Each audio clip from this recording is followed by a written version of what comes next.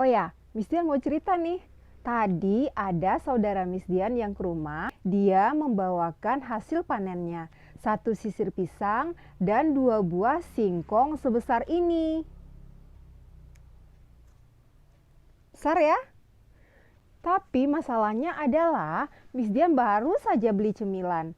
Tadi Miss Dian membeli beberapa camilan. Ini dia. Nah, ini namanya daka-daka. Daka-daka terbuat dari tepung beras. Ini namanya karak kaliang. Karak kaliang terbuat dari tepung singkong. Ini namanya sanjai atau kerupuk sanjai.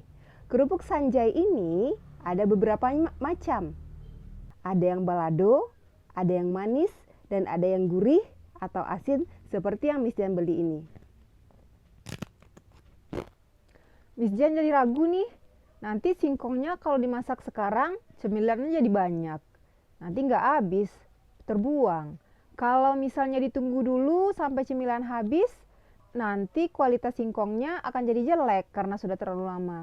Sebaiknya gimana ya? Tambah ilmu, tambah pengetahuan di channel Miss Dian, tambah ilmu. Assalamualaikum warahmatullahi wabarakatuh. Apa kabar semua? Senang bertemu lagi hari ini.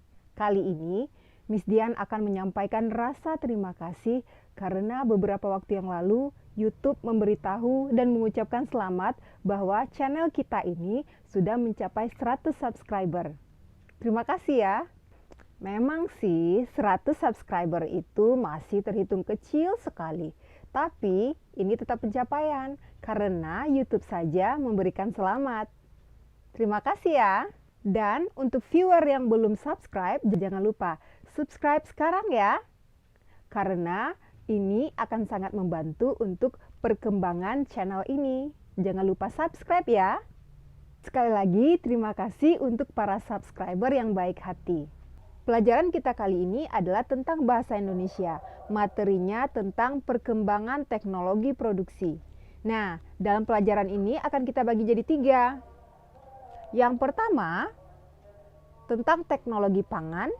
Yang kedua, hasil teknologi pangan.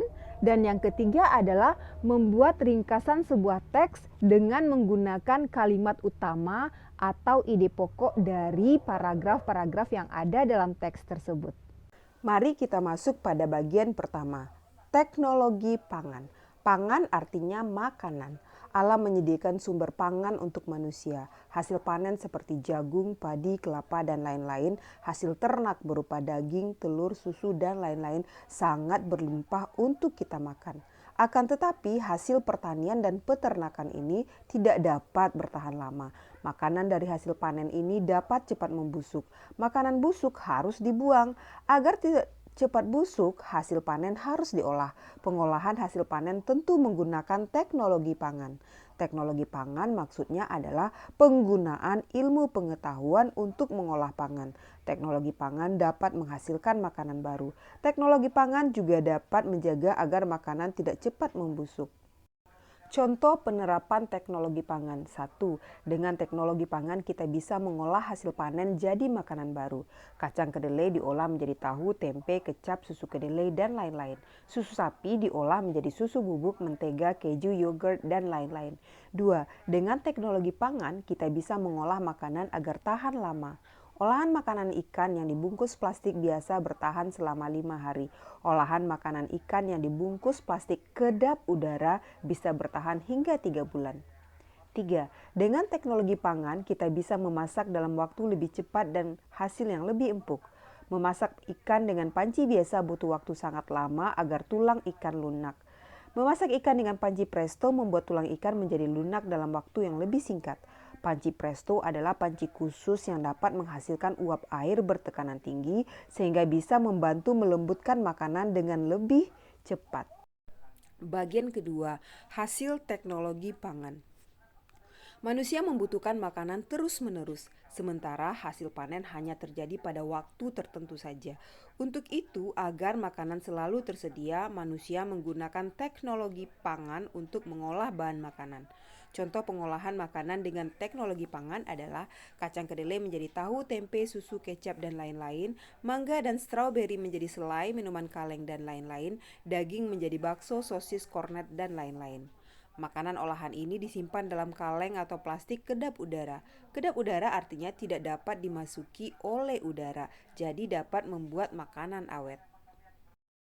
Teknologi pangan memberi nilai lebih pada bahan makanan hasil panen melalui berbagai cara, seperti pengawetan, pengemasan, dan penyimpanan, sehingga makanan bisa awet atau bisa dinikmati dalam waktu yang lama. Pengolahan singkong di Sumatera Barat. Singkong diolah menjadi daka-daka, karak kaliang, rendang, singkong, dan kerupuk sanjay. Teknik pengemasan yang baik dapat membuat makanan tersebut awet hingga 3 bulan. Pengolahan susu sapi segar. Susu sapi segar hanya tahan dalam waktu 5 jam saja.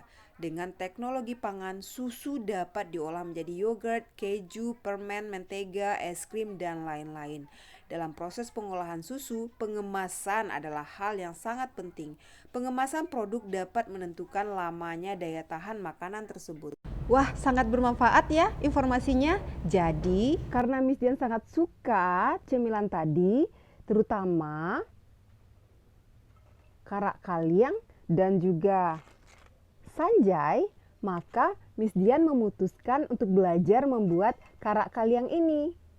Nah, karak kaliang, sanjay, ataupun daka-daka ini jika disimpan di toples yang kedap udara atau di plastik yang kedap udara, maka dia akan bisa bertahan lama. Bagian ketiga, membuat ringkasan dengan kalimat utama atau ide pokok. Saat membaca sebuah teks, kita sering diminta untuk membuat ringkasan teks tersebut. Untuk membuat ringkasan, kita perlu mengetahui ide pokok dari tiap paragraf yang ada pada teks itu. Ide pokok ada pada kalimat utama dalam setiap paragraf. Kalimat utama seringkali terletak di awal paragraf. Mari kita perhatikan teks berikut ini. Teks ini berjudul Hasil Teknologi Pangan. Jika dibaca satu persatu, teks ini terdiri dari 3 paragraf. Masing-masing paragrafnya, kalimat pertamanya diberi warna merah. Nah, kalimat yang berwarna merah inilah yang disebut dengan kalimat utama yang berisi ide pokok dari setiap paragraf. Untuk membuat ringkasan, maka kita hanya perlu menyatukan setiap kalimat pertama ini. Oke, kita coba membuat ringkasannya ya. Manusia butuh makanan terus-menerus. Agar makanan selalu tersedia, manusia mulai menggunakan teknologi pangan. Teknologi pangan penting untuk menghasilkan jenis makanan baru. Nah, itulah materi kita kali ini. Sangat menarik bukan? Tetap belajar yang rajin ya, walaupun dari rumah. Tetap jaga protokol kesehatan, pakai masker, dan jaga jarak. Jangan lupa subscribe channel ini ya. Share juga pada teman-teman kalian. Sampai jumpa. Assalamualaikum warahmatullahi wabarakatuh.